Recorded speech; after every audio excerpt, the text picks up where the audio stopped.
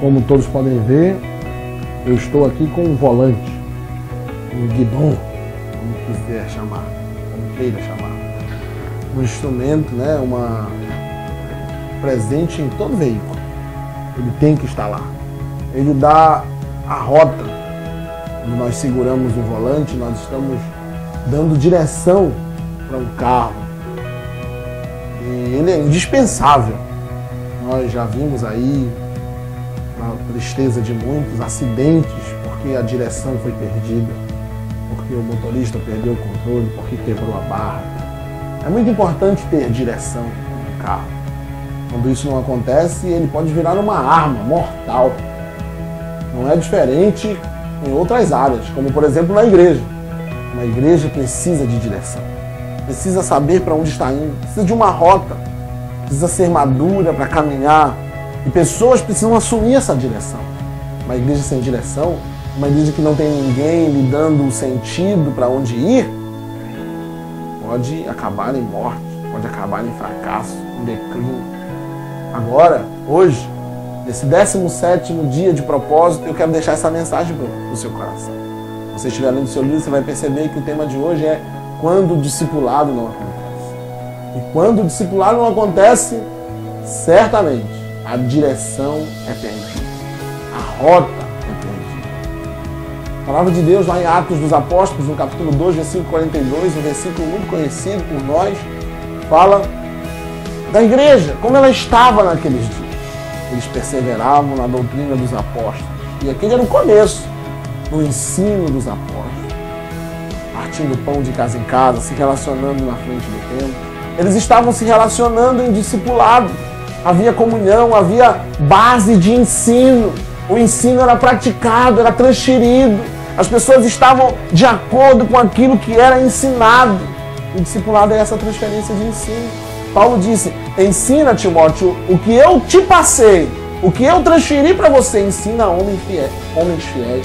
Reproduz o que você tem aprendido. O discipulado precisa funcionar. A direção está aí. Paulo falou de uma cadeia de discipulado. Ela ia sendo dando sequência à medida que ele pegasse o ensinamento e transferisse para os outros. Uma igreja que não exerce o discipulado, que não pratica ele, ela está destinada, ela corre o risco de ocupar a superficialidade. Pode ser uma igreja de membros, de pessoas que ficam ali sempre no mesmo lugar superficial, porque o discipulado arranca pessoas da superficialidade. Enquanto nós não saímos da superficialidade, nós não conhecemos as profundezas que Deus tem para nós. O discipulado convida você a sair da zona superficial. Enquanto o discipulado não é praticado, nós podemos ter uma igreja que falha no cumprimento da sua missão. Uma célula, uma equipe que não pratica o discipulado pode falhar no cumprimento da sua missão. Porque Jesus disse, eu vos dou autoridade. Saiam, preguem o evangelho, anunciem ele, batizem em nome do Pai, do Filho e do Espírito Santo. Ensinem-os a guardar, façam discípulos, Jesus disse. Ele não disse façam seguidores, façam frequentadores, façam discípulos. Essa é a nossa missão.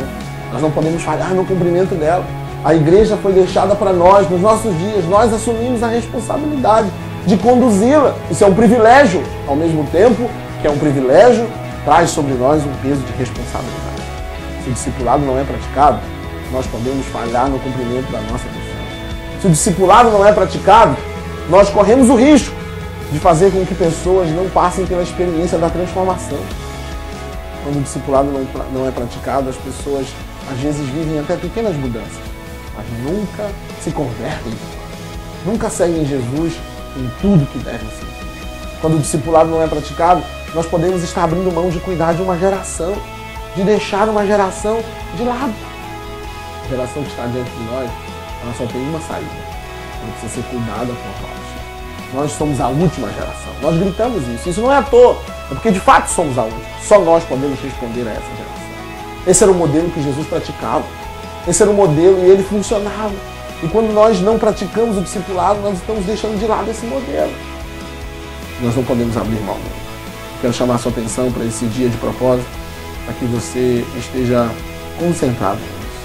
Para que você não queira passar ou assumir as consequências de uma igreja que não tem direção, de uma equipe, de uma célula que não tem direção. Pratique o discipulado. Dê direção para a sua célula. Dê direção para o rebanho que Cristo te confiou. Essa é a palavra nesse nosso dia de propósito. Deus te abençoe.